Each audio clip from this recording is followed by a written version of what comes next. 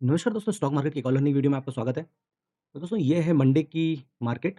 ये 10 मिनट का चार्ट लगा हुआ है जो कि अभी आप देख रहे हैं और ये मंडे को मार्केट ने मूवमेंट किया। काफ़ी ज़्यादा गैप डाउन खुली थी मार्केट और उसके बाद एक ही कैंडल में इसने 300 प्लस पॉइंट का मूवमेंट किया था, एक्सट्रीम गैप डाउन। आप सबको पता है ड्यू टू वॉर कंडीशन। और अब यहाँ पर अगर आप सोचोगे कि टेक्निकल एनालिसिस काम करेगा, तो यहाँ पर टेक्निकल एनालिसिस बहुत ज़्यादा काम नहीं करेगा। यहाँ पर आपको, क्योंकि जब इस तरीके की कंडीशंस होती हैं, ग्लोबली जब क्रिएट होती हैं, तो उससे पैनिक क्रिएट होता है और पैनिक क्रिएट होने की वजह से यहाँ पर सेलिंग आपको बहुत फ़ास्ट देखनी रहती है। तो यहाँ पर आपको क्या ढूँढने होते हैं? यहाँ पर अगर मार्केट एक्सट्रीम गैप अप या गैप डाउन खुल जाती है, तो वहाँ पर आपको इमीडिएट बियरिश ट्रेड में नहीं कूदना चाहिए कि जैसे ही मार्केट यहाँ पर खुलती है और आप यहाँ पर आप पुट की होप में बैठे हो कि मार्केट नीचे, क्योंकि अगर वो ऑलरेडी 300-400 पॉइंट गैप डाउन खुली है, तो सबसे पहले तो आपको ये समझना है कि जो भी यहाँ पर बैठे होंगे बंदे, जो भी ओवरनाइट, वो अपने प्रॉफिट को बुक करेंगे, क्योंकि डर सबको लगता है और प्रॉफिट कम होते हुए कोई भी पसंद नहीं करता है। तो इसलिए आप शांत होकर बैठिए और जब मार्केट की कंडीशन नेगेटिव कहीं पर भी आपको दिखेगा, कहीं पे भी आपको स्ट्रॉन्ग रेजिस्टेंस दिखे या फिर मूविंग एवरेज पे मार्केट कंटिन्यू रिजेक्शन ले रही हो, इवन 5 मिनट पर ये मूविंग एवरेज बहुत बढ़िया, अगर मैं अभी इसको 5 मिनट पर लगाकर दिखाता हूँ आपको, तो देखिए कितनी बढ़िया कंडीशन बनाई है। कंटिन्यू मार्केट मूविंग एवरेज से दूर जाती, पास आती, फिर नीचे जाती, फिर पास आती, फिर नीचे जाती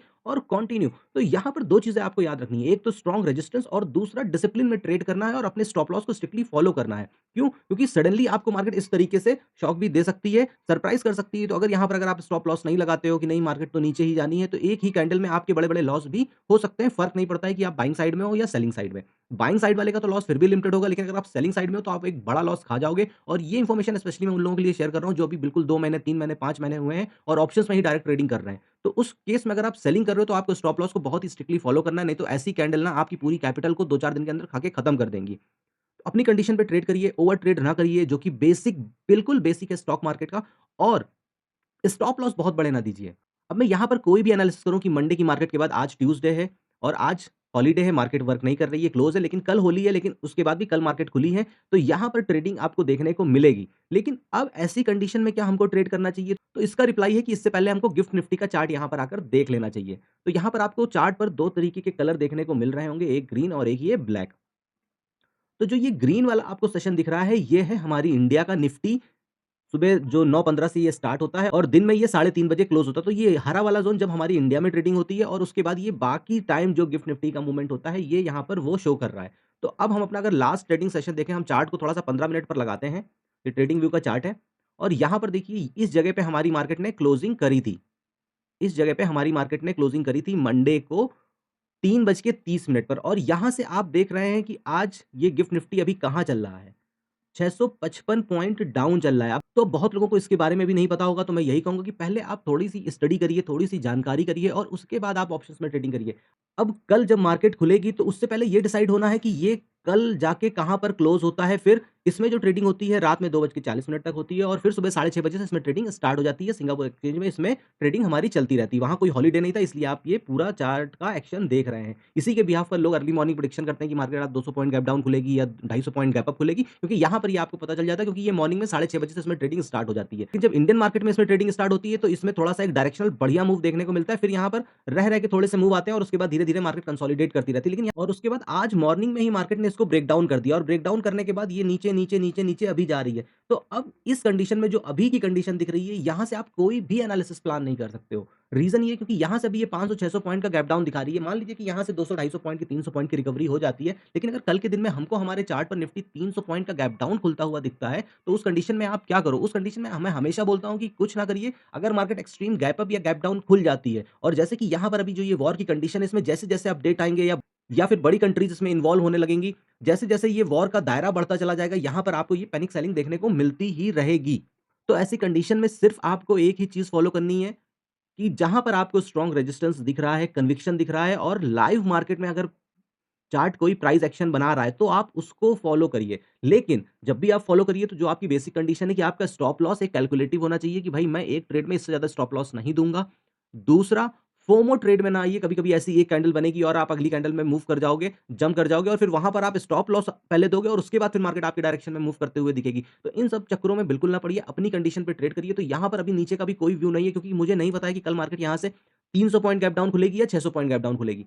कंडीशन बस यहाँ पर एक ही है कि जब एक्सट्रीम मार्केट गैप डाउन खुल जाए, तो पहले आधा 1 घंटा, 1.5 घंटा, 2 घंटा वेट करिए और उसके बाद अगर मार्केट किसी स्ट्रॉन्ग रेजिस्टेंस पे, जैसे कि 24,500 का लेवल है, ठीक है? अब ये 24,500 का एक स्ट्रॉन्ग साइकोलॉजिकल लेवल है, तो अगर मार्केट यहाँ से थोड़ा-सा रिटेस्ट करके ऊपर तक आती भी है, तो फिर यहाँ से पॉसिबिलिटी नहीं है कि मार्केट अगर 400 पॉइंट गैप डाउन खुली है, तो फिर उसके बाद 600 पॉइंट रिकवर कर जाएगी। हाँ, वो उसी दिन हो सकता है, जिस दिन की जब यहाँ पर लाइव मार्केट चल रही हो, उस टाइम पे न्यूज़ आ जाए कि नहीं भाई वॉर खत्म हो गई और सारी चीज़ें बहुत अच्छे से सारे सॉल्यूशन निकाल लिए गए हैं, तभी आपको इस तरीके की रिकवरी देखने को मिलेगी, अदरवाइज़ मार्केट जहाँ रिजेक्शन पर पहुँचेगी क्योंकि जितने बड़े ट्रेडर हैं, जितने बड़े इंस्टीट्यूशनल ट्रेडर हैं, वो सब उसी जगह पर ही डायरेक्शनल ट्रेड करेंगे। यहाँ पर कॉन्ट्रा ट्रेड के चक्कर में ना पड़िए कि आपको 1 ग्रीन कैंडल दिखती है, 2 ग्रीन कैंडल दिखती हैं और वहाँ पर आप बुलिश ट्रेड में चले जाते हो। हाँ, अगर मार्केट एक अपने दिन की रेंज पूरी कर देती है या जैसे कि इसी दिन की आप मार्केट देखो, ये एक्सपायरी थी मंडे की, यहाँ पर मार्केट ने एक ही झटके में कहाँ तक लेकर चली आई मार्केट को 24,600 के लेवल तक मार्केट चली आई और यहाँ पर अगर हम हाई से लो को मेजर करते हैं, तो लमसम-लमसम 400 पॉइंट का मूव हो चुका था। तो एक बार वो रिकवरी ज़रूर आपको देखने को मिलती है, लेकिन इसका मतलब ये नहीं कि मार्केट अब यहाँ से टर्न हो गई, क्योंकि आपने देखा कि अच्छा मार्केट ने तो 50% के ऊपर क्लोजिंग कर दी है, तो आप बीटीएसटी में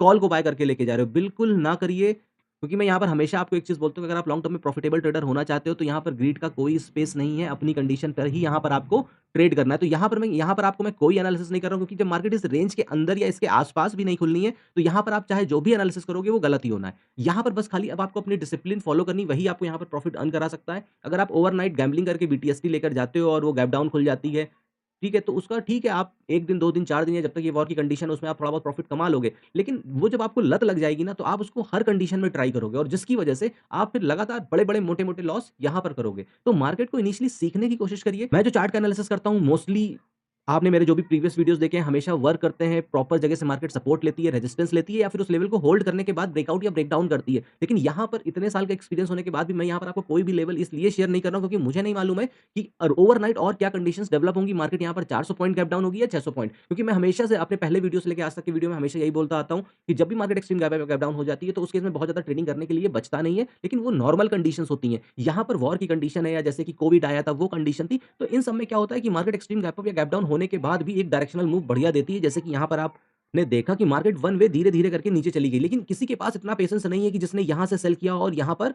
एग्ज़िट किया हो, किसी के पास नहीं होता, क्योंकि हर किसी को जब प्रॉफिट डिक्रीज़ होने लगता है तो डर लगता है या लॉस बढ़ने लगता है तो डर लगता है। तो आप कभी भी स्टॉक मार्केट में हमेशा याद रखिए कि ना आप कभी टॉप पकड़ सकते हैं, ना बॉटम पर एग्ज़िट कर सकते हैं। ये मार्केट चलती रहती है, उसमें बीच-बीच में चार्ट पर कुछ कंडीशंस बनती हैं, उसमें ट्रेडर्स एंट्री और एग्ज़िट करते रहते हैं। तो आपको अपना रिस्क रिवॉर्ड के हिसाब से यहाँ पर ट्रेड प्लान करना चाहिए। बुलिश ट्रेड के फोमो में बहुत ज़्यादा ना पड़िए, या फिर जब आपको मल्टीपल कन्फर्मेशन के साथ कोई बुलिश ट्रेड मिल रहा हो, तभी आप बुलिश ट्रेड में जाइए। अदरवाइज़ यहाँ पर खाली और खाली बेयरिश ट्रेड रेजिस्टेंस पर ढूँढने की कोशिश करिए।